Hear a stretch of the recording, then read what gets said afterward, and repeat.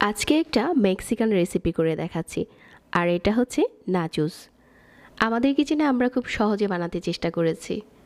আগের দিনের বেঁচে যাওয়া রুটি ছিল এখানে কিছু 6 থেকে 7 পিসের মতো হবে। আমরা যে অনেক সময় রুটি বানিয়ে ফ্রিজে রেখে দিই, আমি ওই রুটিগুলোই নিয়েছি।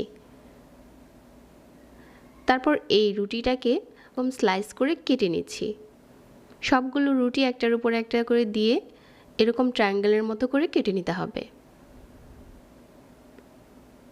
এভাবে করে রুটিটা কেটে নেওয়ার পর একটার সাথে যে আরেকটা লেগে আছে ওটাকে একটু আলগা করে নিচ্ছি। যদিও এটা মেক্সিকান রেসিপি, আমরা চেষ্টা করেছি একদম আমাদের স্টাইলে করার জন্য। সবগুলো রুটি এভাবে করে খুলে নেওয়ার পর গরম তেলের উপরে দিয়ে এই রুটির স্লাইসগুলো ভেজে নিচ্ছি। আর রুটিগুলো যেহেতু অনেক বেশি পাতলা ছিল, ভাজতে সময় লাগবে না। কিছুক্ষণ পরেই দেখা যাবে যে একটা পাশে এরকম ভাজা হয়ে গেছে আর দারুণ একটা কালার চলে এসেছে। ঠিক এই পর্যায়ে উঠিয়ে নিচ্ছি। রুটিটা পাতলা থাকলে এগুলো অনেক মুচমুচে থাকে। সবগুলো একইভাবে ভেজে নিয়েছি। এগুলো অনেক বেশি মুচমুচে হয়েছে। তো এগুলো একটা সাইডে রেখে দেওয়ার পর এখানে আমি হাফ কাপের মতো মুরগির মাংস নিয়েছি, একটু কুচি করে নেওয়া। হাফ চা চামচ গোলমরিচের গুঁড়া আর 1 চা চামচ সয়া সস দিয়ে দিলাম। 2 চা চামচ দিয়ে দিলাম কর্নফ্লাওয়ার। একটা লেবুর স্লাইস নিয়ে হাফ চামচের মতো রস দিয়ে দিচ্ছি আর হাফ চা চামচ লাল মরিচের গুঁড়া। একটা ডিমের কুসুম দিয়ে দিলাম। এখন সব কিছু একসাথে করে এভাবে চামচ দিয়ে মিশিয়ে নিচ্ছি। তারপর দিয়ে দিচ্ছি 1 চা চামচ কাঁচামরিচ কুচি আর 1 চা চামচ আদা রসুন কুচি।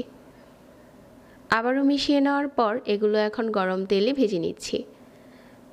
যে তেলে রুটিগুলো ভেজেছিলাম ওই তেলেই ভেজে নিচ্ছি। আপনারা চাইলে তেল আরও কমিয়ে দিয়েও ভাজতে পারেন, তবে এরকম ডুবা তেলে ভাজলেই চিকেনটা খেতে বেশি টেস্ট হয়। তো এখন চিকেনটা ভাজা হয়ে গেছে, চুলা থেকে উঠিয়ে আমি এখানে একটা সস বানিয়ে নিচ্ছি।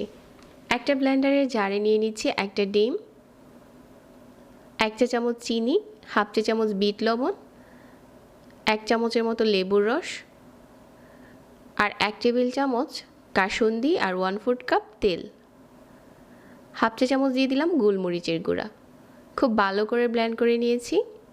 এখন সসটা দেখতে ঠিক এরকম হয়েছে। চাইলে এই সসটাও দিতে পারেন, তবে এই সসটাকে আমি আর একটু টেস্টি করার জন্য এখানে একটু টমেটো সস অ্যাড করেছি আর একটু ব্লেন্ড করে নিয়েছি।